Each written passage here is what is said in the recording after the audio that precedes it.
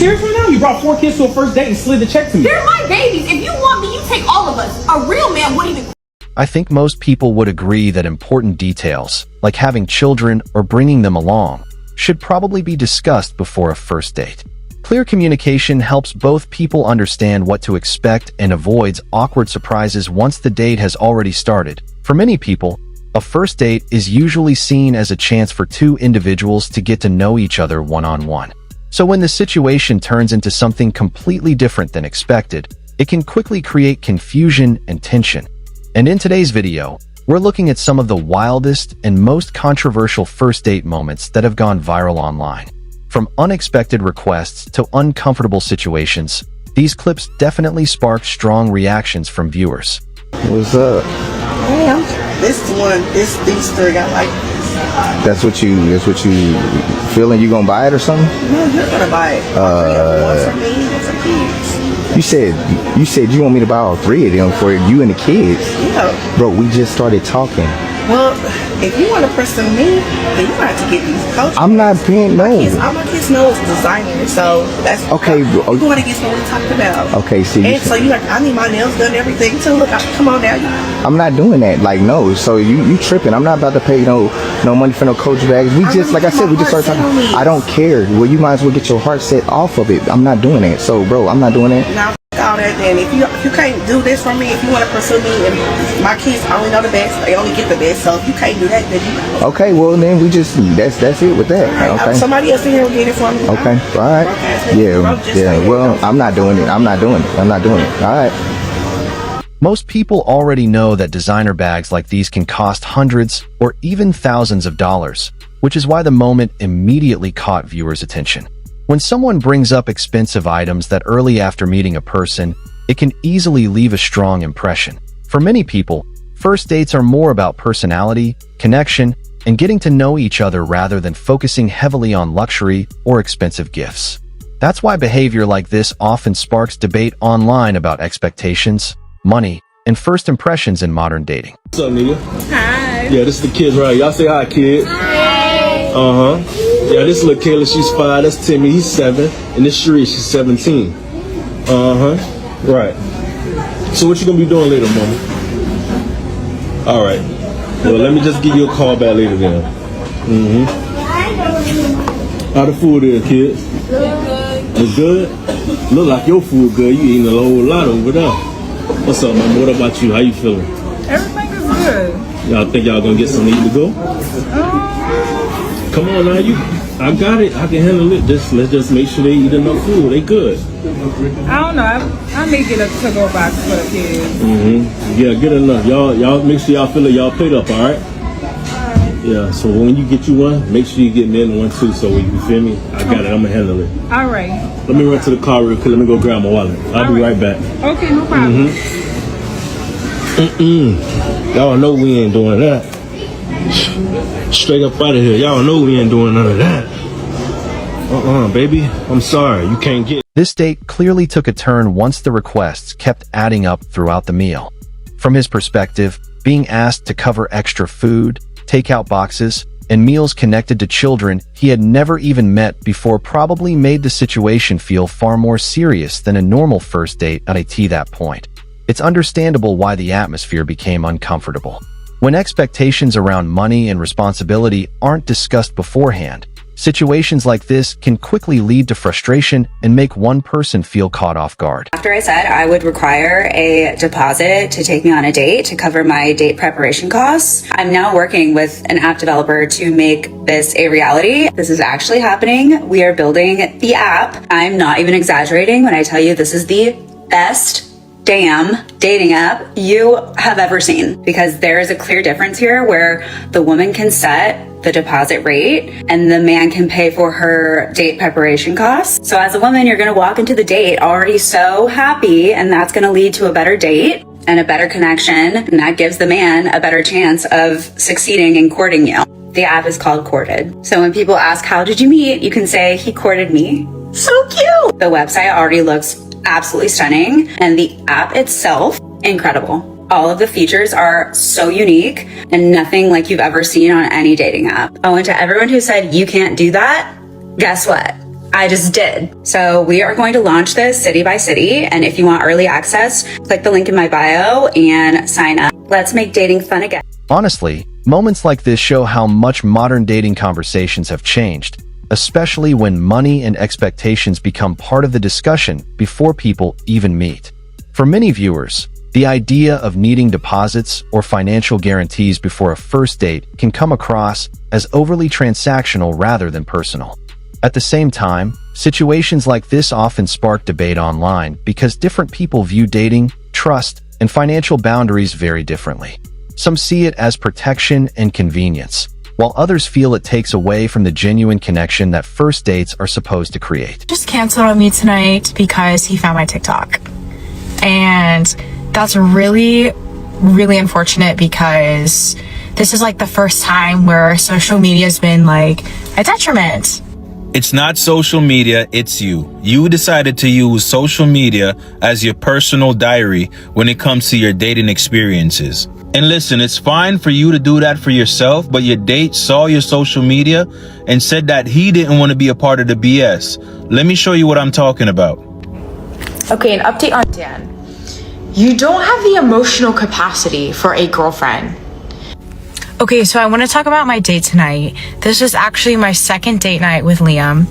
Michael, you're fucking weird.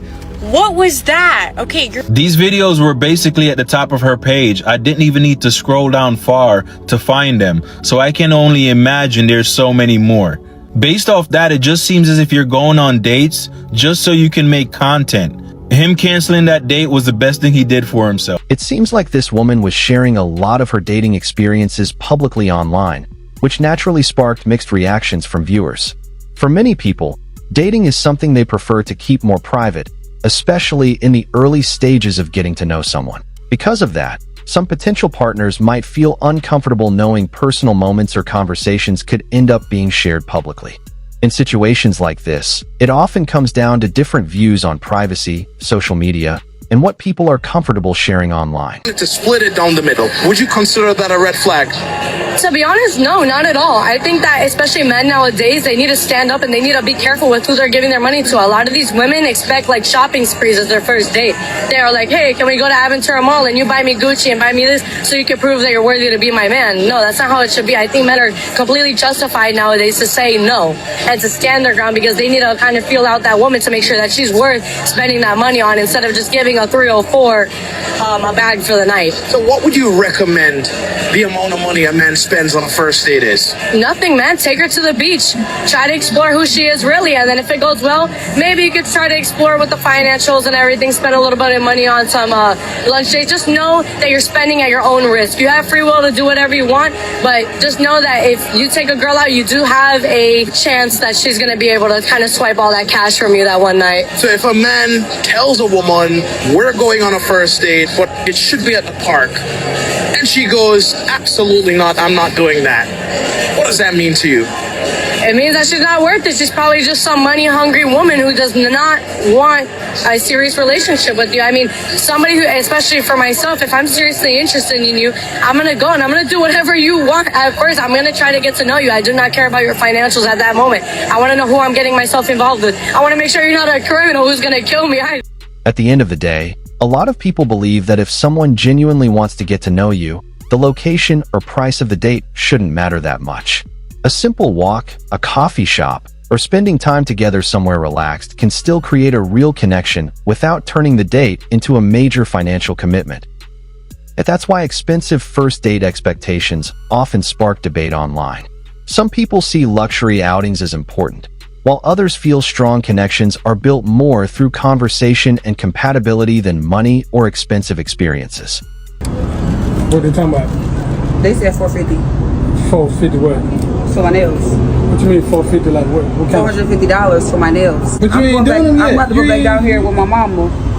But you ain't even got your nails done yet. 450? Don't worry about it. They waiting for you to pay for it, and I'm gonna come back. I made my appointment. 450. Just go pay for them. Man, go ahead, because I'm about to go. I gotta do some research on this now. Go ahead, do some research while you go in there and pay for it. I don't know about that. I'm gonna do some research. No, you're gonna have to go in there. Hey, bro. What's good? Have you ever heard of some nails costing $400? Oh, yeah. $400? More than that. What the fuck? Really? What the Hey, I thought you were joking. I guess. More than that. That's here, bro. Hey, he said you right, but I So you gotta go ahead and take care of your business. 3, 4, 5. For some nails? Yeah. You gotta go take care of your business. I can't do that first time, me. I'm sorry, bro. You gotta go do what you gotta do. I can't do that, man. I'm sorry. Put it down with the check. Your mama can. I'm gonna hit you with Mama King. So go ahead and pay this bill. Go pay this bill. $400. That's a car note. I don't give a damn. That's not my car. I have to apologize to you and I apologize to your mama. Mom, I'm sorry. I ain't got no $400. First of all, doing something expensive like paying for someone's nails on a first date before you even really know them is definitely going to surprise a lot of people. Most viewers would probably agree that first dates are usually meant for getting to know someone's personality and seeing if there's a real connection first. When big financial expectations show up that early, it can make the situation feel less natural and more focused on money than the actual relationship. That's why moments like this often spark strong reactions and debates online about dating expectations and boundaries. And who is financially stable. And I know you're broke, but anyways. And also, so many broke people. I know, it happens. But also just, someone who can laugh with and have a great time with. Okay, so we have all of the popped balloons, so we're gonna go down the line and ask a few questions. Let's do it. What's your name, age, and why did you pop your balloon, and what do you do for a living? My name is Justin. I'm 33. I'm a vice president of Shooter Partnership for an economic development firm, and I popped because I think it takes a lot of courage to come on a show like this and to kind of laugh off people's intention when folks are here genuinely. I feel like that's not great. So. Okay, and would he be your type?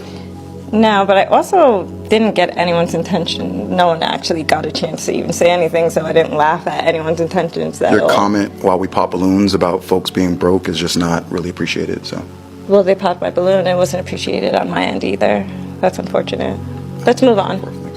Okay. The more the conversation continued, the more viewers seemed to react to her attitude and the way she was presenting herself. First impressions can change very quickly during conversations like this, especially when personality and communication style become the main focus. From the reactions around her, it appeared that many people simply felt there wasn't a strong connection or compatibility there. In situations like this, people often make quick decisions based on behavior, tone, and how someone treats others during the interaction. Whether you're working or not, with my income, you don't have to work at all. Yeah, but I like to spend, so we do need. But that's the part we need to work on, is the spending. Yes, I agree. I mean, he just said was 100% right. But you know this, again, you're in the circles. I'm so confused. Yeah, I do know it. I don't know why I don't apply it. It's because you prefer the spending over the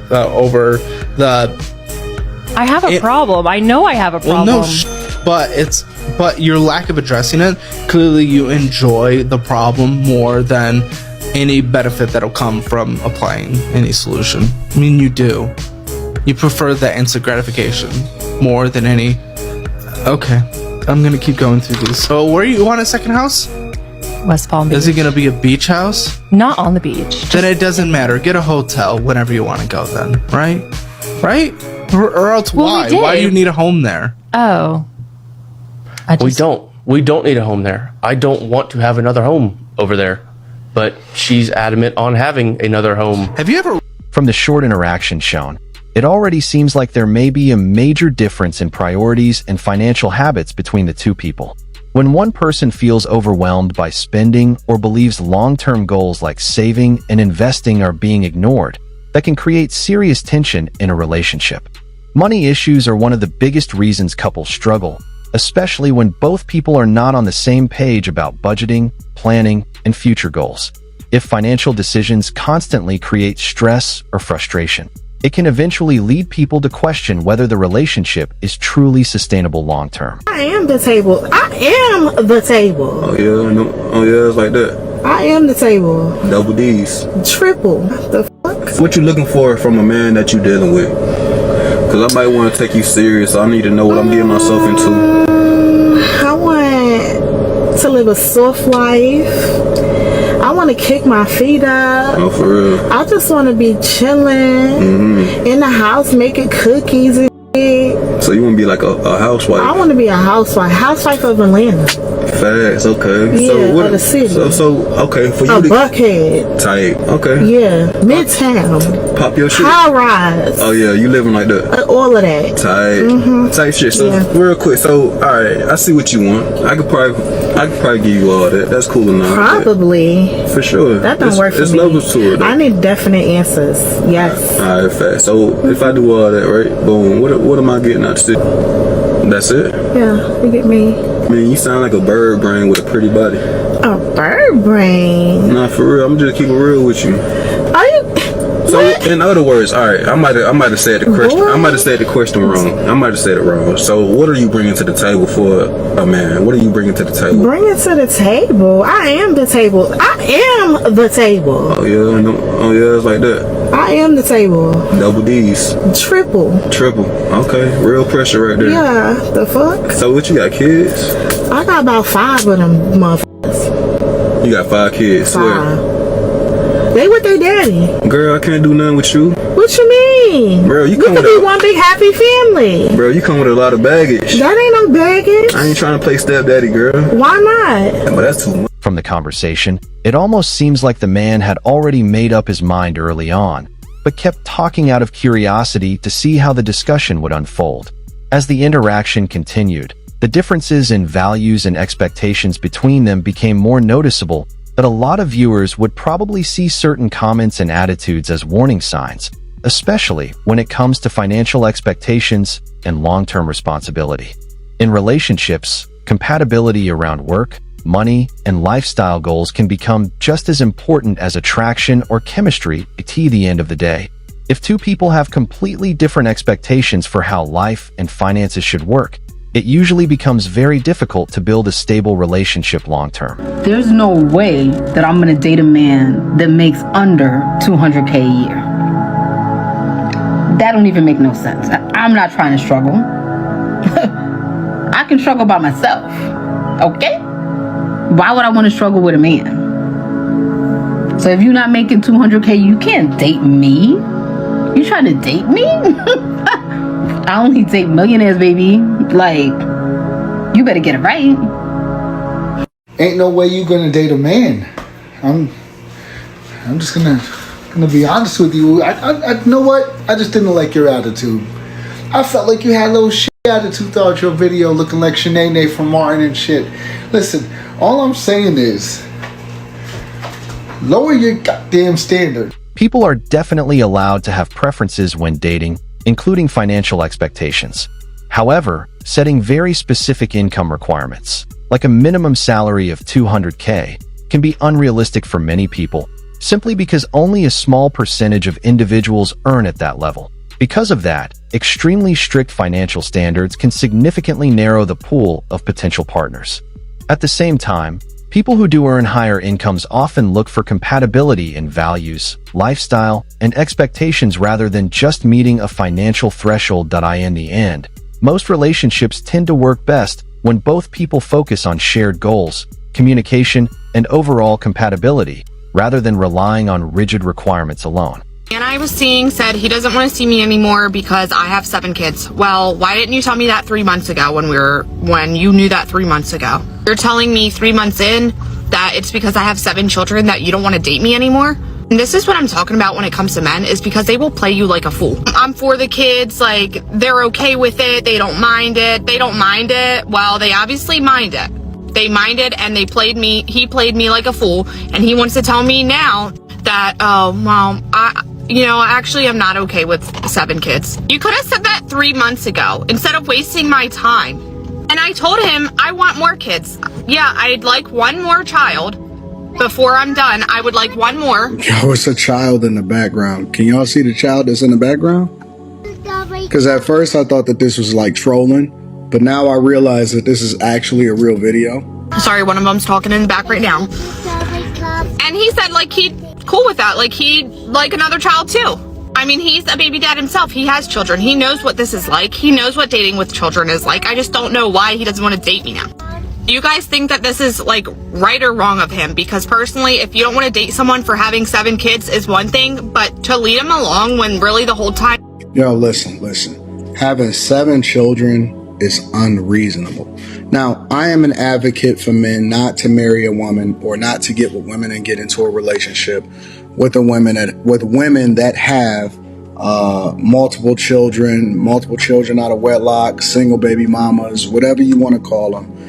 And I know that she's saying that he has a child or he has children also. But in my mind, these are just a bunch of people that's trying to procreate, and they just trying to continue to populate the earth with a bunch of people and not a good situation. You know what I'm saying? Like, I don't even know if people that have these amount of children should be dating in the first place. Like, I don't know how you have 7 children and find time to be able to go out, court, have conversations, talk on the phone, all of that. You know, if you have 7 children, it's a strong possibility, and I don't know for sure, but, you know, roll with me here. It's a strong possibility that you have more than one father, especially the way that she's talking. So that's A.